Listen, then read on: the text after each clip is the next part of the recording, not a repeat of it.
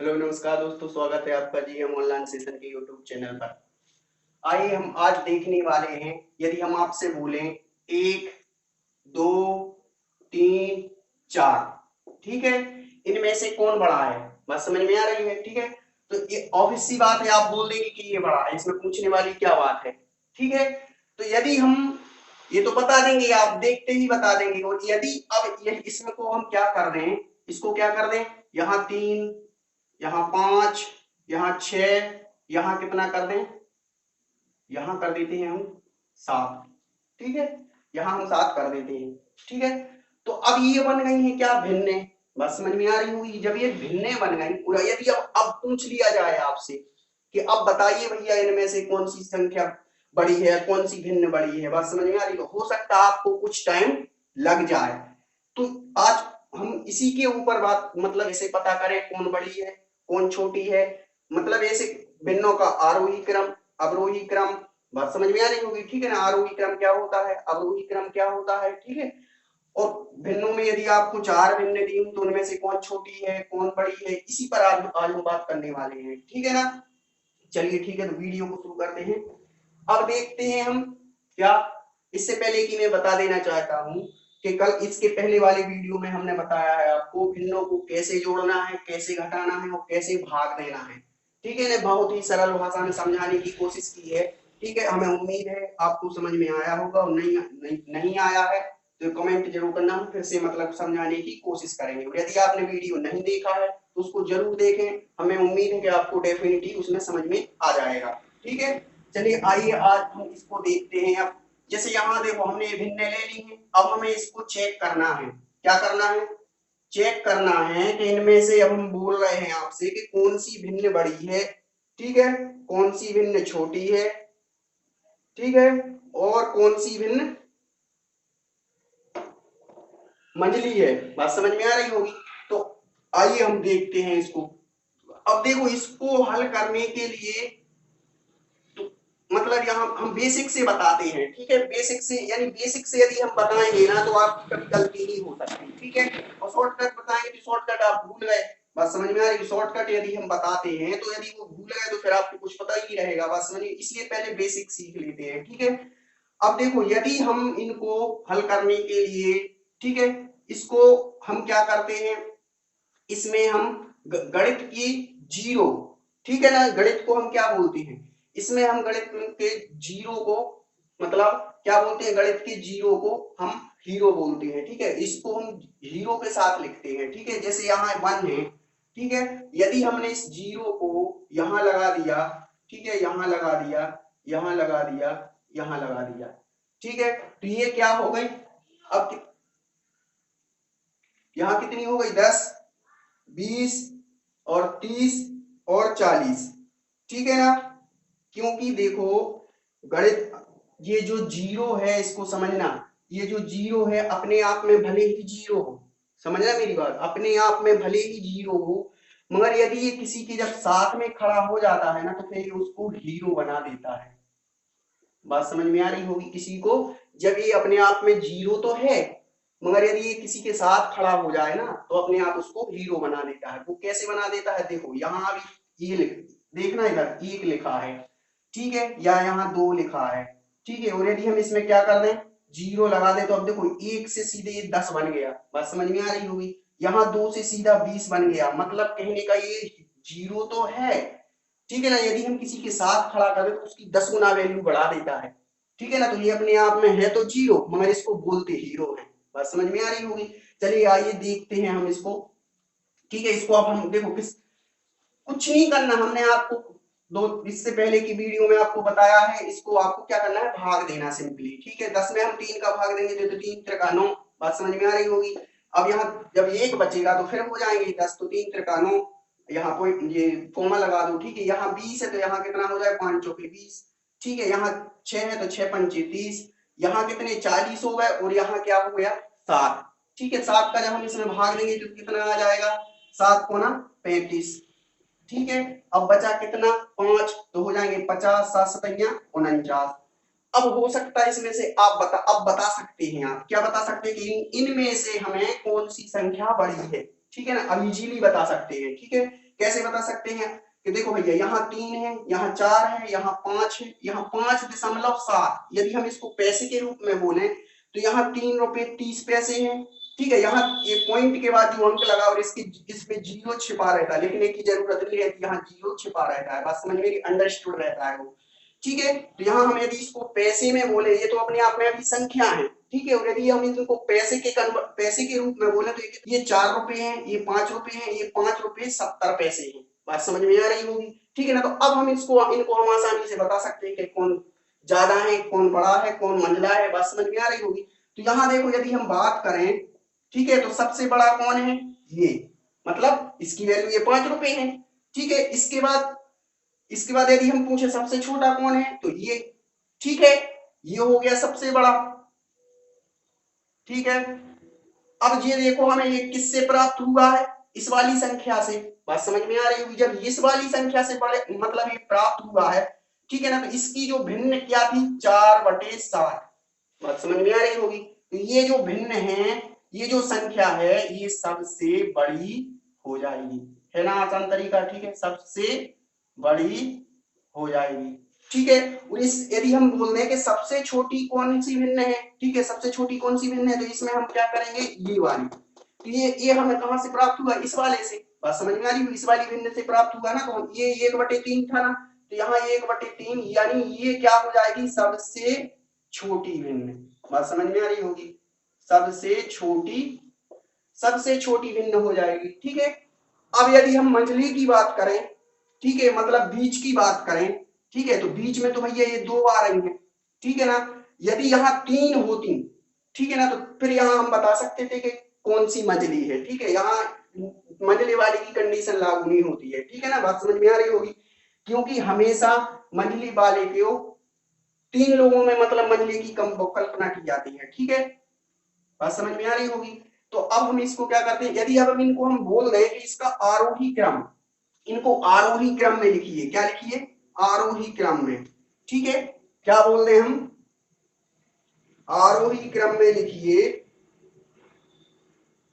तो आरोही क्रम और समझ लेते हैं। ठीक है, इन्हीं को हम एक ही उदाहरण से आपको सारी बातें बता देंगे। बात समझ में आ रही होगी। ठीक है ना, आरोही क्रम को यदि हम बोल रहे हैं कि आरोही क्रम में लिखिए, तो पहले तो हम आरोही क्रम बता देते हैं। ठीक है, आरोही क्रम होता है क्या, बढ़ता क्रम। क्या होता है, बढ़ता क्रम। देखो इसको हम कैसे समझते हैं, इनको हम अब थोड़ा सा क्या कर देते हैं, रफ कर देते हैं, यहां हम समझते हैं। ठीक है, आरोही क्रम को हम क्या समझ, इधर समझ लेते हैं। आरोही क्रम जो होता है वो बढ़ता क्रम होता है। जैसे आपने देखा होगा स्कूल में जब प्रेयर होती थी, ठीक है ना, तो सब बच्चों को जब लाइन में लगाते थे तो हम सबसे पहले कौन से बच्चे को उठाते थे, सबसे छोटा बच्चा है वो जो आगे आएगा। बात समझ में आ रही होगी। ठीक है ना, और फिर इससे बड़ा वाला बच्चा आएगा, फिर इससे बड़ा वाला बच्चा आएगा, फिर इससे बड़ा वाला बच्चा, फिर इससे बड़ा। तो ये क्या हो गया, बढ़ता, ये लाइन लग गई। ठीक है, यहाँ मां साहब खड़े हैं। ठीक है, प्रेयर स्टार्ट हो जाती। बात समझ में आई, समझ में आ रही बात कि नहीं आ रही। ठीक है ना, तो यहाँ जो अपने मां साहब खड़े हैं, ठीक है, सर खड़े हैं, और यहाँ हमने आरोही क्रम में क्या लगा दी, बच्चों की लाइन लगा दी। पहले सबसे छोटा, फिर क्या हो गया, उससे बड़ा, फिर उससे बड़ा, फिर उससे बड़ा, उससे बड़ा, और फिर अपनी क्या हो जाती थी, प्रेयर स्टार्ट हो जाती थी। तो ये होता है क्या, आरोही क्रम। इसी को बोलते हैं बढ़ता क्रम। ठीक है, अब यदि हम बोले अवरोही क्रम, क्या बोलते हैं, अवरोही क्रम। अवरोही क्रम क्या होता है, अवरोही क्रम होता है, बस इसमें कुछ नहीं, घटता क्रम। ठीक है, घटता क्रम। बात समझ में आ रही। कभी कभी ये मासाब हैं, जो सर हैं अपने, ये कभी कभी क्या होता था, प्रेयर के दौरान ये कभी पीछे खड़े हो जाते थे, हमने देखा है और आपने भी देखा होगा। ठीक है, क्योंकि एक टीचर तो क्या प्रेयर करवाता है। बात समझ में आ रही होगी। ठीक है ना, और कभी कभी ये टीचर पीछे खड़े हो जाते थे। ठीक है ना, तो इनके लिए ये क्या होगा, इनके लिए यदि टीचर की तुलना में हम देखें, टीचर की तुलना में देखें, शिक्षक की तुलना में देखें कि ये बच्चों को यदि वो देखेंगे तो सबसे पहले कौन सा बच्चा आएगा उसके पास, मतलब सर के पास, तो सबसे बड़ा वाला बच्चा, फिर उससे छोटा, फिर उससे छोटा, फिर उससे छोटा, फिर उससे छोटा। बात समझ में आ रही होगी। यहाँ हम टीचर के सापेक्ष देख रहे हैं। बात समझ में आ रही कि नहीं आ रही। ठीक है, यहाँ हम टीचर के सापेक्ष यदि देखें तो बढ़ता क्रम क्या होगा, यहाँ सबसे छोटा, यहाँ सबसे उससे बड़ा, फिर उससे बड़ा, फिर उससे बड़ा, फिर उससे बड़ा, मां साहब हो गए पीछे खड़े। ठीक है, तो फिर वो लाइन क्या हो गई आपकी, अवरोही क्रम। हमें उम्मीद है कि आप बहुत ही अच्छे से आप समझ गए होंगे। अब देखो, अब हम ये आरोही क्रम और अवरोही क्रम यहाँ कैसे सेट करेंगे, ठीक है ना, यहाँ इस प्रकार से सेट करेंगे। देखो यहाँ हम इस प्रकार से सेट करेंगे कि देखो आरोही, सबसे पहले हम यहाँ क्या आरोही क्रम में इनको लिखते हैं, ठीक है। इन संख्याओं को आरोही क्रम में यदि हम लिखें,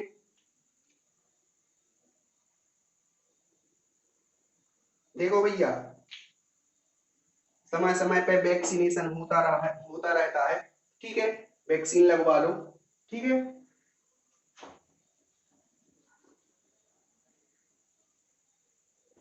वैक्सीनेशन हो रहा है समय समय पे, अभी क्या हो रहा है, वैक्सीनेशन हो रहा है, हमारे देश की सरकार है।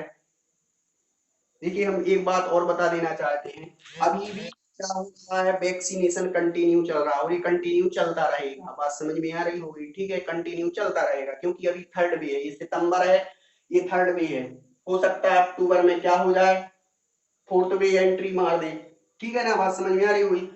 तो कहने का मतलब यहाँ ये है कि वैक्सीनेशन चल रहा है तो वैक्सीन लगवा लीजिए, ठीक है, जिन्होंने हमें मतलब अधिकतर लोगों ने तो लगवा ली, मगर जिनने नहीं लगवाए हैं उनके लिए बोल रहे हैं कि मतलब लगवा लो, ठीक है, बात समझ में आ रही होगी, ठीक है। अब यदि आप सोच रहे हो कि अक्टूबर में तो करवा चौथ है, ठीक है, करवा चौथ के भरोसे बैठे तो भैया नहीं लगवाओ, ठीक है। यदि आप, क्योंकि करवा चौथ के भरोसे जो बैठे हैं वो, ठीक है, उनको नहीं लगवाना मत लगवाओ, ठीक है, क्योंकि कर, चलो ठीक है, हम यहाँ बात करते हैं, ठीक है।